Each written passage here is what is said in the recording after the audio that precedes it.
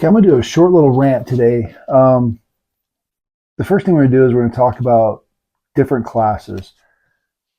If you're going to take a firearms class, you're going to take a self-defense class, or whatever it is, really vet the instructors. Uh, Look at the course, see what the outline is, look at reviews, see what people thought about the course, and then think to yourself, will that be good for me? The reason I feel this is I've seen a lot of classes being posted lately for CQB classes, and I'm like, do you really want to start training on close quarter battle? Uh, you're a civilian in a civilian self-defense mode. You're not in a hunt mode. If you're in an active shooter scenario and you have your firearm on you and you're in the building, your family is with you, what is your number one priority? To get out, to get you and your family to safety, not to hunt the bad guy. You have no body armor, you have no radio contact, you have no backup. If a police officer shows up in an active shooter scenario and you're walking down the hallway with a gun in your hand with no markings, no radio, no contact or anything, you have a chance of being shot. It's just the way that the scenario unfolds. We've seen on the news where people want to run in and take care of business. So you go to these courses that offer combat training versus going to courses that's going to teach you how to survive. Uh, really pay attention to these instructors and what they're teaching. It can be extremely dangerous. I know they sound cool. They sound like a lot of fun. I have a course that puts people through scenarios. You're carrying things. You're fighting a bag. But you're all solo, and you're doing it on your own. And I'll put you in a scenario where I'm gonna get your heart rate up. I want you to feel the same thing you feel if you're in fear.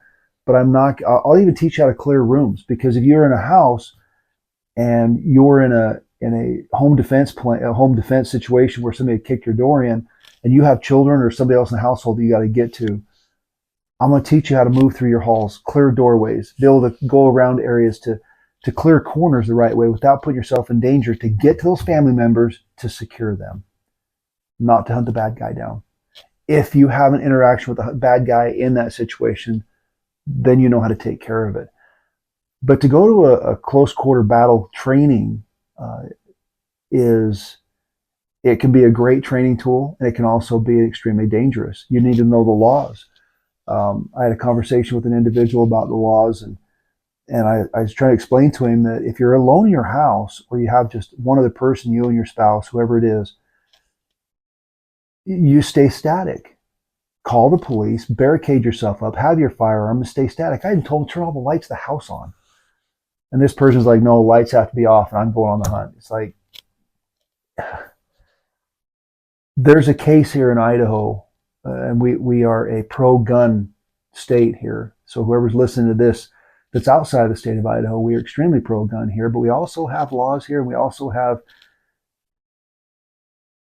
the ways laws are enforced. An individual had the power to his house shut off. He looked out the window and saw somebody standing outside the window.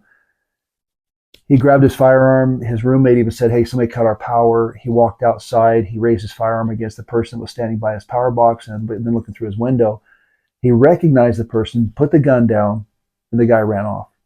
He goes back in his house, and 30 minutes later, he's in handcuffs. He's arrested for aggravated assault with a deadly weapon. He pled it down because he didn't want to take a chance with the jury. That's in a pro-gun state. If you're in another state where the laws are a little stricter, what do they tell you to do?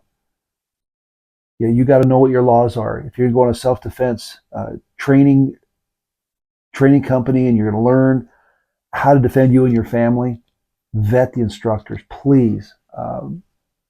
I'm open on the internet. If anyone wants to look at me and see what I've done, see how I train, see my classes, you're absolutely more than welcome to. I'm not going to train teams. I'm not going to train people. I will train couples to be able to move through their house if they need to get to their children. My main goal is to keep you out of jail and to keep you safe. That is my main goal, is I want your family to be safe. And if you have to use deadly force, you use it within the laws, and you use it when you know you have to use it. And it is the absolute last resort. I can't really talk any more about that.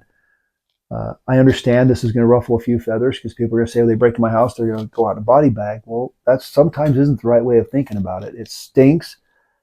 I've talked about this before on here. You've earned those things. These are your things. They're your personal life, and somebody invaded that. Somebody has crossed that line. But you also have to remember that that line being crossed could also put you in the courts and put you in the prison system. There's a lot that goes into these things. And when it comes to deadly force, that should be absolute last resort. I would pray your gun would collect dust between range days and never have to be drawn on another human being. And just be safe out there. Just think any situation you can be involved in. Situational awareness is the biggest thing out there. And right now it's getting beat to death. There's a lot of people that says it's not necessary because it just they say it's just another thing that's being taught on the internet. Well, there's something called I teach my classes. I teach a lot of women that if anybody has ever told them that there's no such thing as women's intuition, they're morons. Because there is such a thing as women's intuition. And guess what men did? Men look at some of these women's intuition, say, oh, it's just nothing, it's nothing. But then they'll look at you and say, I had this gut feeling. Not the same thing, but just a cooler name. So we all have that instinct. We all have that intuition, and we buried it. And I don't know why. We need to listen to it. And when you have a situation and you have a self-defense, a deadly force situation, you really need to pay attention to all your surroundings, all of your options. Everything's going to happen that fast. It's so fluid and it's so fast that things are going to change and it's going to be quick. And you've got to be prepared for that. Now, the way to prepare you for that is training and lots of it. So just all I'm trying to say is don't jump on the first cool sounding class. Read about it, study it, learn it, see what it's about. See if it's that type of training that you need for yourself and your family. Because I can't look at this person and say, okay, your training, your security plan is 14C and yours is 13B, and we go with this book and these are your plans. It's so fluid and it changes so fast. And every family, every person is different. You may have a single person that has nothing but their dogs or cats or whatever it is, and their plan will be completely different than a couple with 4 kids, or an elderly couple, or a couple with, or a single individual that has special needs. Or there's so many different things in life out there that we have to make plans on the type of training we need for ourselves.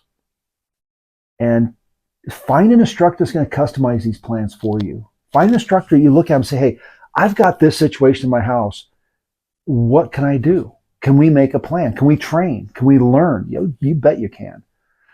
And not one instructor, not a single instructor is the answer to all of your needs. It might take 2 or 3 different instructors, 2 or 3 different courses that's going to be able to go out there and say, this guy's really good at teaching me something about the elderly. Or this guy's really good about teaching me about somebody that has a different need than the rest of us do, or different abilities. And so one instructor may not be the answer. One school may not be the answer. Move around. Police officers don't go to the same person all the time. Yeah, I was an instructor with law enforcement. I was a tactics instructor and firearms instructor, less lethal instructor. But I taught my guys just to keep them up. And then we learned new things. I would teach them new things, but where we learn these new things? We'd go to different schools.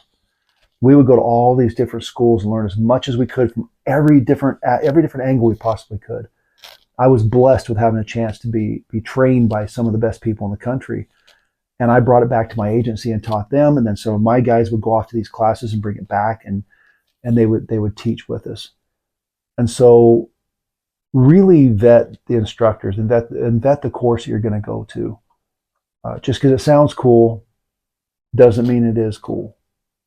It may be fun. It may be a good thing if you're getting into airsoft or into these reenactment battles or whatever it is. When it comes to personal self-defense and family self-defense, it's a whole different game. And it's life and death. And it's one of those things that you want to make sure that everything you're learning and everything you're doing is is up to standards, it's up to par, and it's going to fit you and it's going to fit your situation. So I know it's a little bit of a rant this time. We want to start talking a little bit about some of the search or some of this disaster preparedness things. Not a prepper, not going to get into that stuff, but there are times that may happen that you need to defend your home, defend your stuff, and we're going to get into a little bit of conversation about those things. We're also getting some training involving that. So if there's anything you guys want to talk about on here, please like and subscribe. Share this. The more information we get out there, the more information we can share in this community, because that's the only way we can become stronger and better is if we share everything we know to help each other out. It's not a card game. We don't have a special hand that I'm not going to share with you. This is a game we can all share. We have to be able to help each other out because all of us have different abilities, and it's great if we can take everything in one community and put it all together. And so let's help each other out. Let's get this community growing. Let's have some fun with it, and let's also sometimes it'll get a little intense, and that's okay. So stay safe, keep your head on a swivel out there, and have a great night.